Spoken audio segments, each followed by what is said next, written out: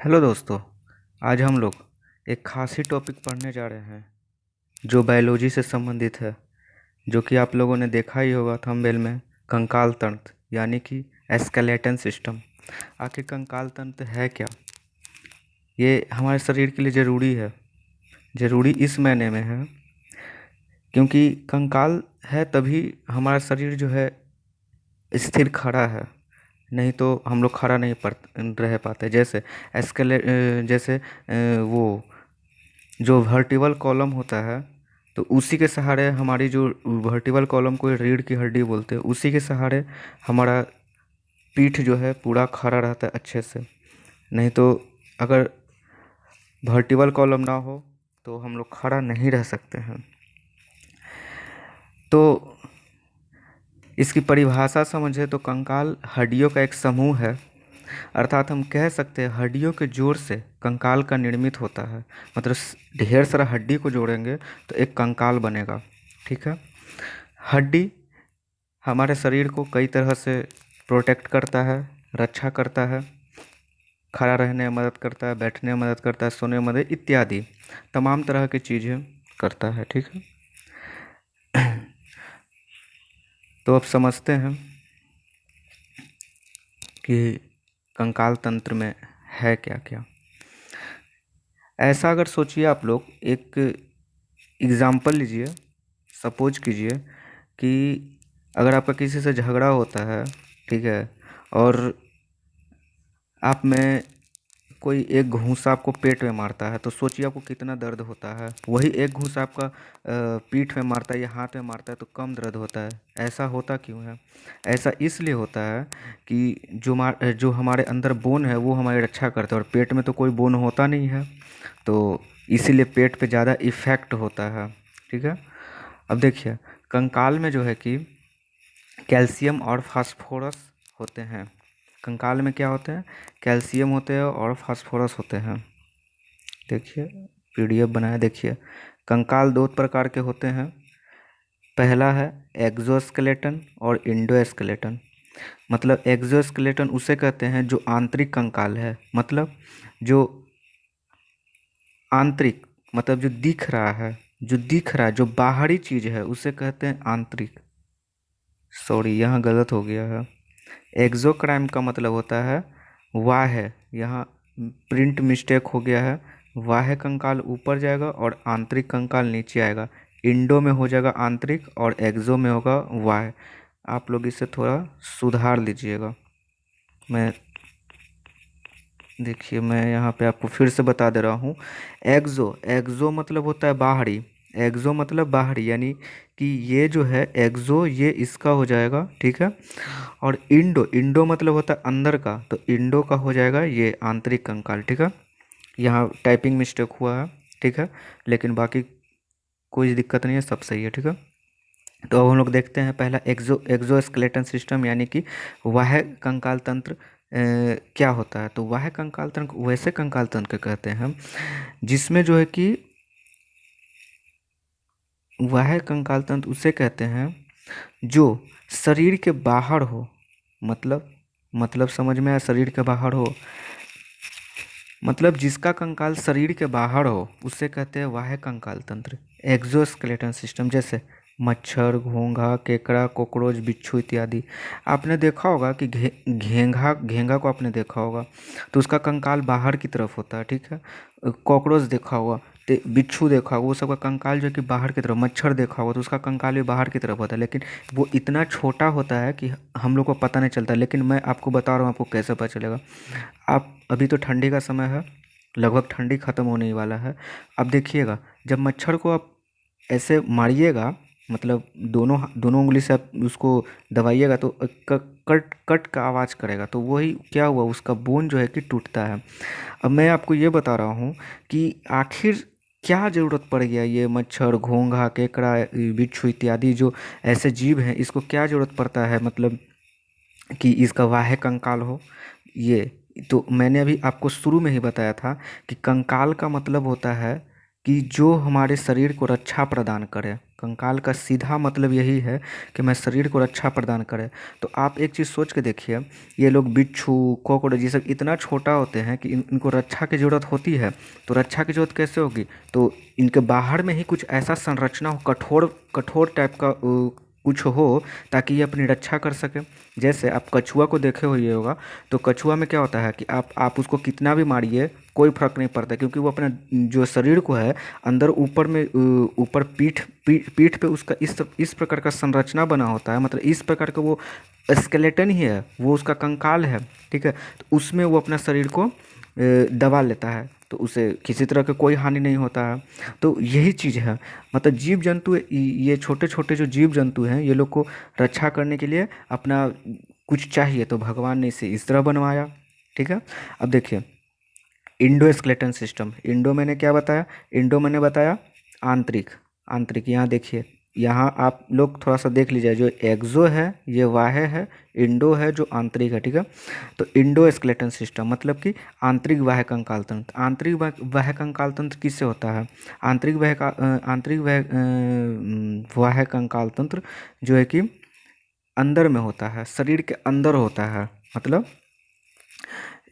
हम लोग का शरीर हो गया, मानव हो गया, कुत्ता हो गया, गाय भैंस, मतलब जितने भी जीव आप लोग देख रहे होंगे, जितने भी जीव, वो सबका जो है कि बाह्य कंकाल तंत्र मतलब आंतरिक कंकाल तंत्र होता है, इंडोस्केलेटन सिस्टम। हम लोग कौन से क्वेश्चन आएगा कि मानव मानव कौन से स्केलेटन में आएगा, इंडो में या एक्सो में? तो सीधा इंडो।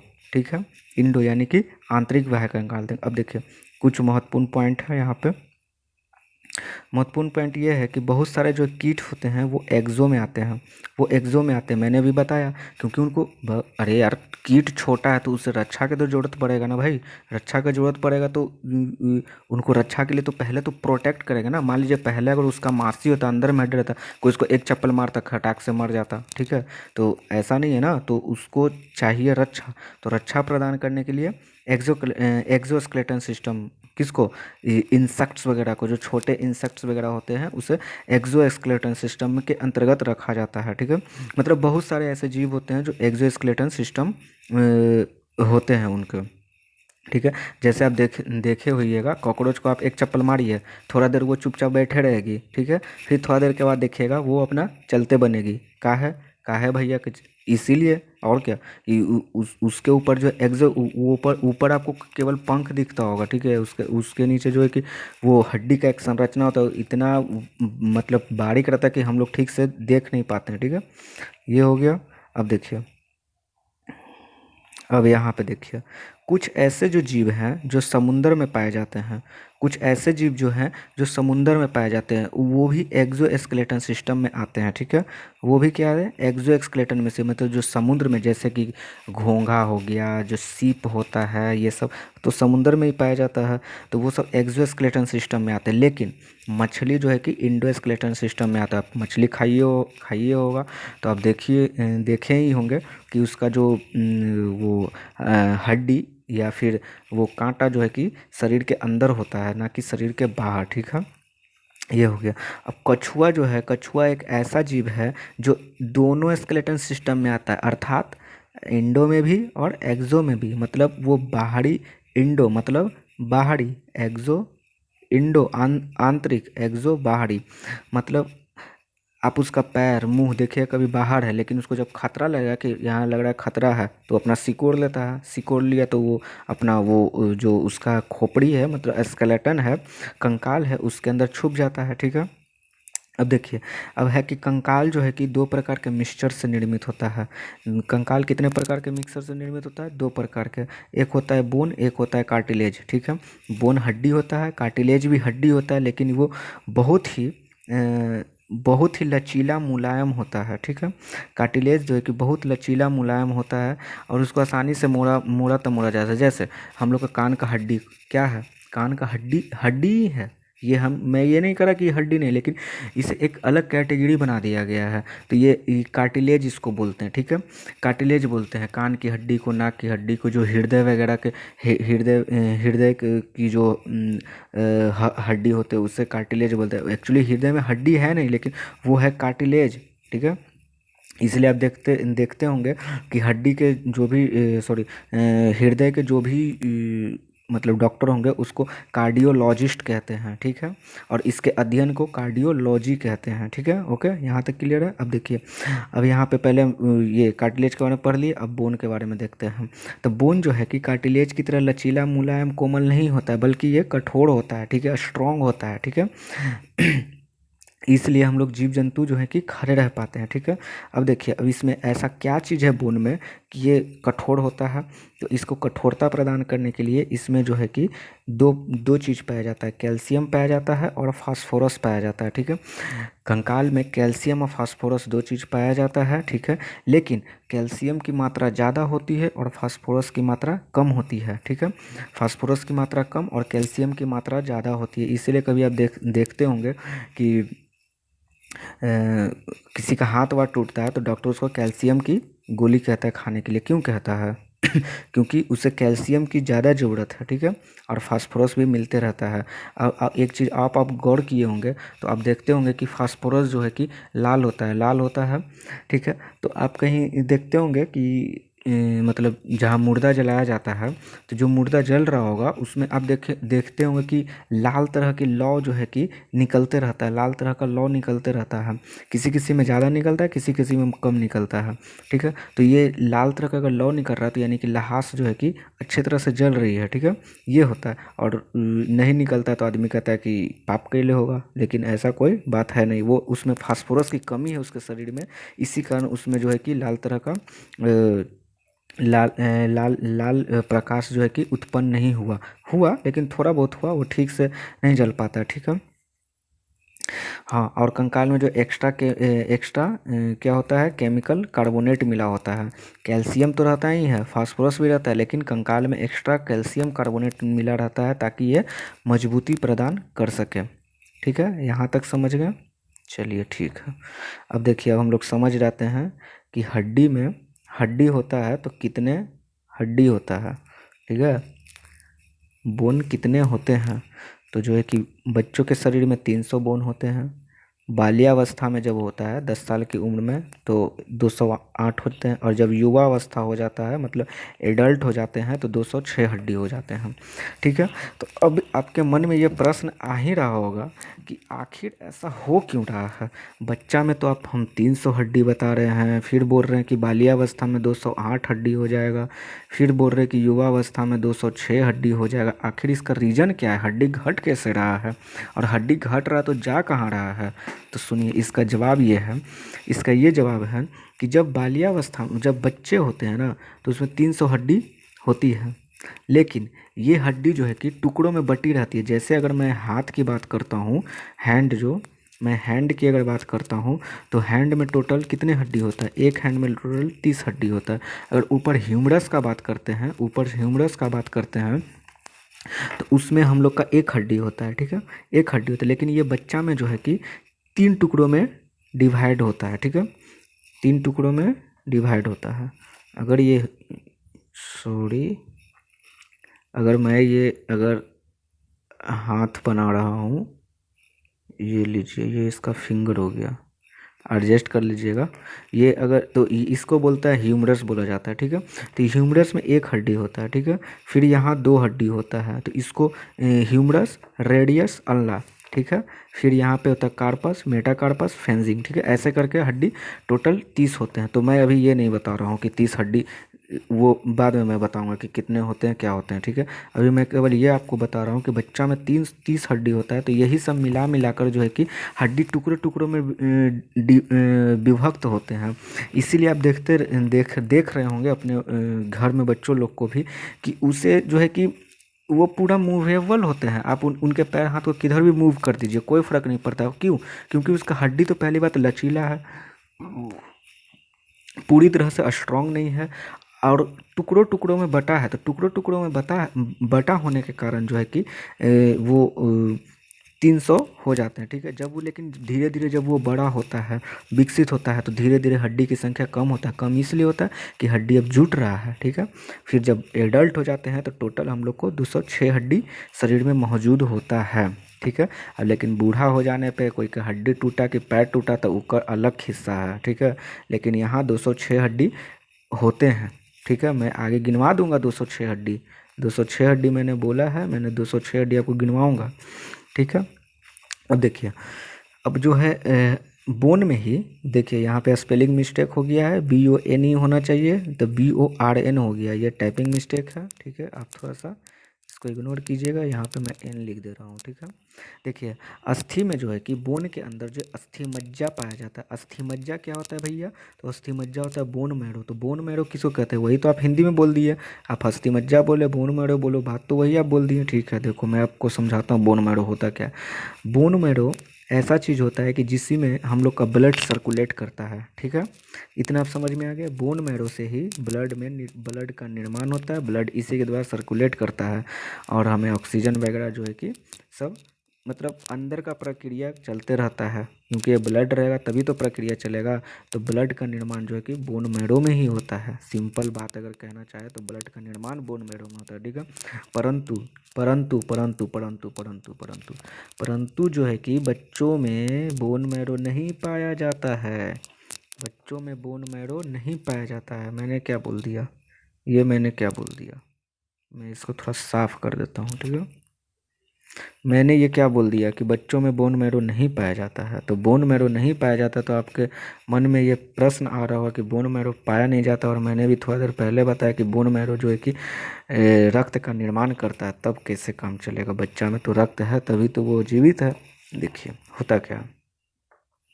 होता ये है कि बच्चों में जो है कि जो बोन जो है विकसित नहीं हो, विकसित मतलब अगर जन्म लिया बच्चा उसमें क्या हड्डी विकसित रहेगा यार, तो वो हड्डी जो है कि विकसित नहीं हो पाता है, ठीक है।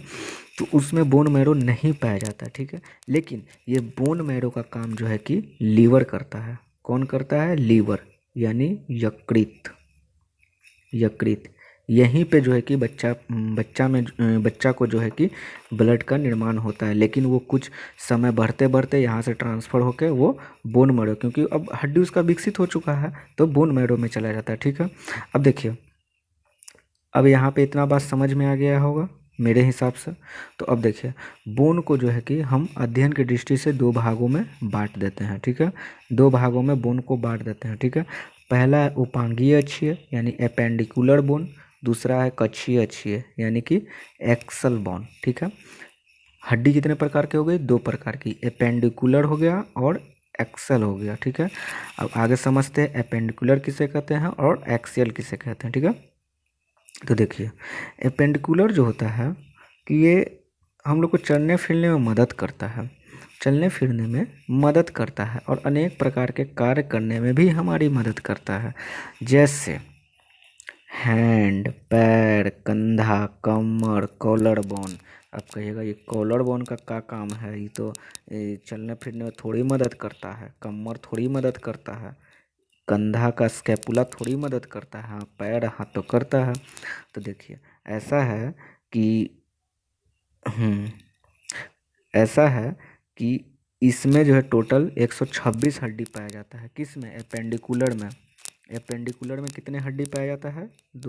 126, टोटल 126 हड्डी पाया जाता है, जिसमें से हैंड में 30, पैर में 30, स्कैपुला एक, कमर एक यानी पेल्विक एक, और कॉलर बोन या ब्यूटी बोन एक। अब मैं आपको बता रहा हूँ कि ये कॉलर बोन कहाँ होता है, ठीक है। देखिए, हैंड तो आप समझ ही रहे होंगे 30, तो देखिए मैं आपको अब हड्डी गिनवा रहा हूँ, ठीक है।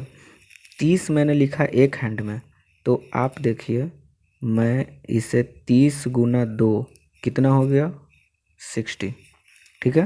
पैर में भी 30 हड्डी होता है, तो 30 गुना 2, क्योंकि हम लोग के पास जनरली 2 पैर होते हैं, ठीक है, सबों के पास होते हैं। स्कैपुला, स्कैपुला मतलब कंधे की हड्डी, यानी कि 1 गुना 2 कितना हो गया? 2, ठीक है। स्कैपुला उसे कहते हैं क्या? पीछे पीछे मतलब पीछे मतलब वो कमर के पास नहीं, पीछे कंधा के पास जो हड्डी पीछे होता है, जो जहाँ से हाथ जुड़ा होता है उसे स्कैपुला कहते हैं, ठीक है। तो दोनों कमर के दोनों ये पीठ के पीछे स्कैपुला होता है 2, ठीक है। पेल्विक, पैल्विक 1 गुने 2। पैल्विक उसे कहते हैं, हिप बोन को पैल्विक कहते हैं। जो हमारा हिप बोन होता है, हिप बोन मतलब कुल्हा, कुल्हा जिसको बोलते हैं हम लोग, ठीक है, तो उसे पैल्विक कहते हैं। कुल्हा तो आप समझ ही रहे होंगे ना कि कुल्हा किसे कहते हैं, तो उसे पैल्विक कहते हैं, ठीक है। कॉलर बोन 1 गुना 2, 2 टोटल आप जोड़ लीजिए कितना हो गया, 120 हुआ, सॉरी 126 ना, 126, 120 कहाँ से, 126, ठीक है। अब देखिए 126 हो गया, दोनों हाथ मिला देंगे तो 60 हड्डी हो जाएगा, दोनों पैर मिला देंगे तो 60 हड्डी हो जाएगा।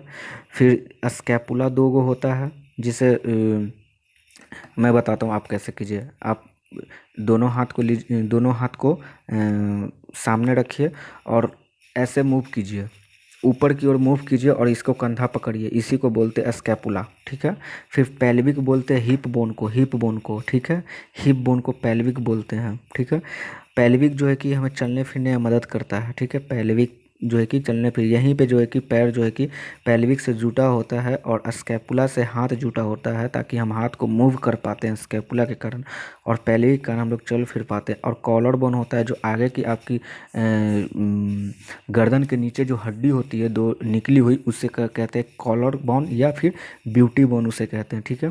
तो यहाँ पे आप 206 हड्डी समझ गए, ठीक है।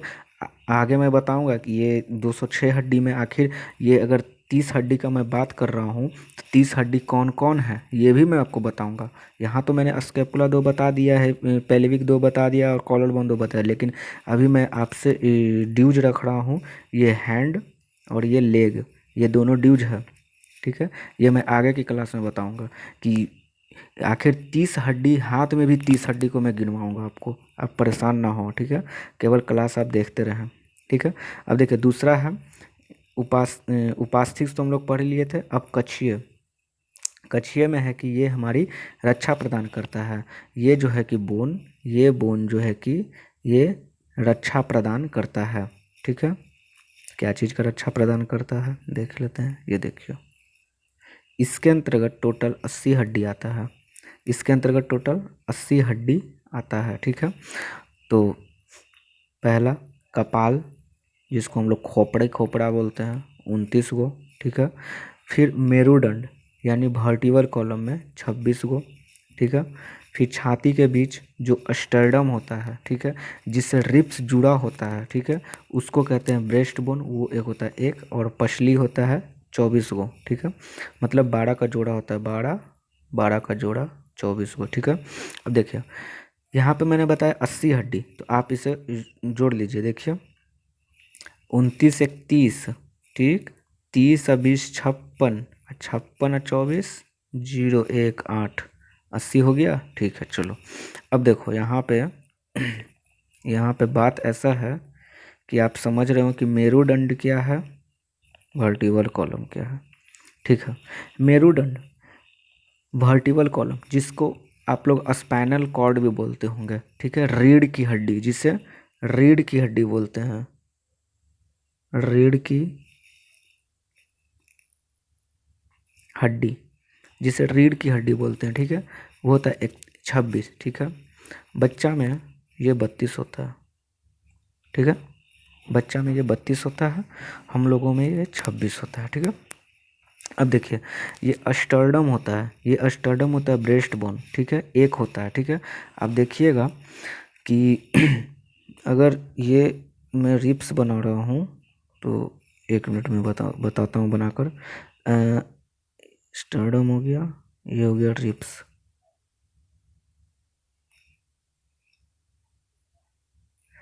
ठीक है, ये अस्टर्डम हो गया, ये अस्टर्डम हो गया, और ये हो गया रिप्स, ठीक है। तो आप सोचिए कि अगर ये जो ये वर्टिबल कॉलम में से ये रिप्स निकल के आ रहा है, और ये कहीं पे अगर मान लेते हैं कि ये जुटा नहीं रहता, मैं अगर कहता हूँ कि अगर ये नहीं रहता, ठीक है, तो ये नहीं रहता, तो आप सोचिए कि ये कैसा रहता, ये सब आपस में ऐसे ऐसे जुड़ जुड़ के ढगढगाइते रहता, ठीक है। तो उसमें फिर हो जाता दिक्कत, तो इसीलिए ये दिक्कत को दूर करने के लिए भगवान जी ने इसे अस्टर्डम दिया ताकि ये इसमें आके जुड़ा रहे। ठीक है, सारा जुड़ा रहता है इसमें। लेकिन मैं आगे बताऊंगा कि ये 24 में से केवल जो है कि 7 जो है कि जुड़े रहते हैं। ठीक है, 7 जुड़े रहते हैं यानी कि 14, बचा 6 हड्डी। तो 3 हड्डी जो 3 जो रिब्स जो है कि वो क्या होते हैं, वो इसके साथ जुड़े होते हैं। ठीक है, तो बचा कितना, नहीं, दो दो इसके साथ जुड़े रहते हैं। ठीक है, तो बचा तो 2 यानी कि 4 हड्डी 18, और फिर एक जो है कि 2 फ्लोटिंग होते हैं। तो ये मैं आगे की क्लास में बताऊंगा। ठीक है, ये अभी आप छोड़ दीजिए, ये अभी मत समझिए। ठीक है, आप केवल ये समझिए। ठीक है, तो यहाँ पे हम लोगों ने देखा। ठीक है, 29 इधर हो गया, 29 29 26, ब्रेस्ट बोन 1।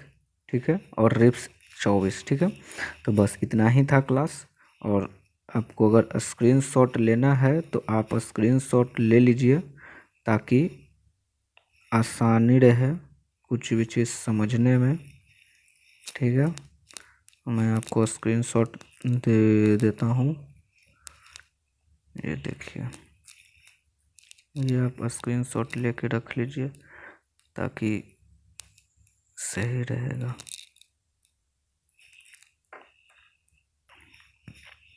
ये लीजिए, आप इसका स्क्रीनशॉट ले लीजिए। ठीक है, चलिए, ये लीजिए। ओके, ये ले लीजिए,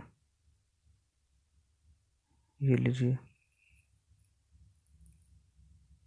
1 मिनट, चलो ये लो।